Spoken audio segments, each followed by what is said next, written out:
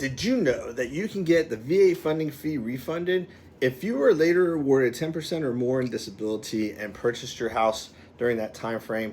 This video is for you.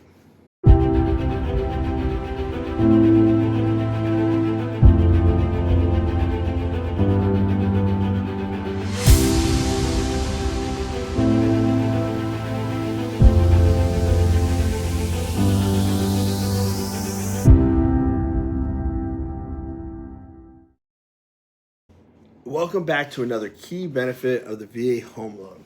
In this video, we're going to go over a lot of cool stuff. If this is your first video, welcome for joining our VA Home Loan 101 seminar. If you're returning, welcome back. This is episode 19 of 31, and as an Army veteran and real estate professional, I've made it my mission to help veterans like you get the most out of your VA loan benefit. Now, today's video is going to cover a huge but often misunderstood topic, the VA funding fee refund. So let's begin first with what the core benefit is. If you have a VA disability rating of 10% or more, the VA funding fee is completely waived. Zero, nada, zilch, gone. That's right, zero funding fee. That alone can save you thousands of dollars at closing. Now, the VA funding fee, let me give you an example of how it is. So let's say you buy a $300,000 house. It's your first purchase. Your funding fee is going to be $6,450. If you buy your second house at $500,000, that's $10,750. With 10% disability, nada. With what if you weren't rated yet at the time of purchase? Well, here's where it gets powerful and kind of tricky. If you buy a home and pay the funding fee, but you had a disability claim or intent to file submitted before, that's key, before, all caps, before your closing date, and you're awarded later a disability rating of 10% or more, you are eligible for a full refund of the funding fee. Now let's go over some key details about this, okay? The VA looks at the effective date of your disability award, not the date you received your rating letter. So if you look at your disability letter, it's going to date it back to when you first intended to file. So let's break that down. So step-by-step timeline examples. March 1st, you submit an intent to file or VA disability claim, right? So June 15th, you close on your new home and you pay a $9,000 VA funding fee. In September, the VA approves your claim with a 10% disability rating and an effective date of February 10th. Because your effective date is before the closing date, you qualify for a full refund of that money. Right? So if it was $9,000, you get $9,000 back. If you paid the fee out of pocket, the VA will send you a check or direct deposit refund for the full amount. If you wrote it into the loan, you will not get a check. The refund will go to the lender or mortgage servicer, who will then apply it directly to your loan principal balance and erase it that way. Kind of sucks because you paid interest that whole time on that dollar amount, but you're getting it back, so it's better than nothing. Either way, you get that money back, right? So how to start the refund process? Sometimes the refund's automatic, especially if you find an awesome lender who submits a VA Form 26-8937, verification of VA benefits, during underwriting. But if not, here's how to make sure that it happens, okay? Steps to follow, starting with number 1. Call the VA Regional Loan Center and explain your situation.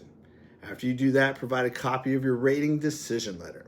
Once you do that, show proof that your intent to file or claim was submitted before the closing date. Once you do that, if needed, ask your lender to help with any kind of documentation, okay? Now, what if you didn't file until after closing? Sorry. All right, this is important. If your claim or intent to file was submitted after closing, you're not eligible for a refund, unfortunately, even if your disability rating is later backdated. You must have had an open claim or intent to file submitted before the closing date to qualify. Now, what is the intent to file and why does it matter? Fantastic question. An intent to file is a formal notice to the VA that you plan on filing a disability claim. You get on your e-benefits page and you go, or va.gov, and you go and you file the intent there. It protects your effective date. It gives you up to 12 months to submit the full claim. right? If approved, your benefits, including refund eligibility, are based on that protected date. So if you're even thinking about filing for disability, submit an intent to file before buying a home, just in case. I'm working with somebody right now that didn't have a disability rating.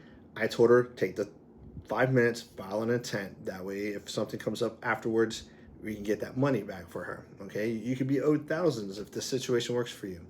A lot of veterans buy a home and later get approved for disability, never realizing that they're entitled to a full refund if they meet the qualifications. And we're not talking small money here, right? We're talking thousands of dollars. Here's a funding fee example, right?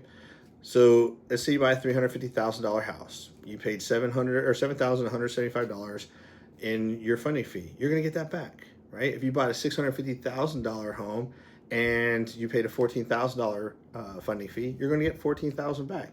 If this sounds like your situation, it's worth looking into. Let me know, and we can kind of run it together. Let's review key points here just to kind of make sure if this will work for you or not, okay? Did you buy a home using a VA loan before your disability was approved? Did you submit an intent to file before closing? Then if the answers are yes, then you could be owed thousands of dollars from the VA in a VA funding fee refund. So drop your questions in the comments or reach out if you need help, right? Navigating the process.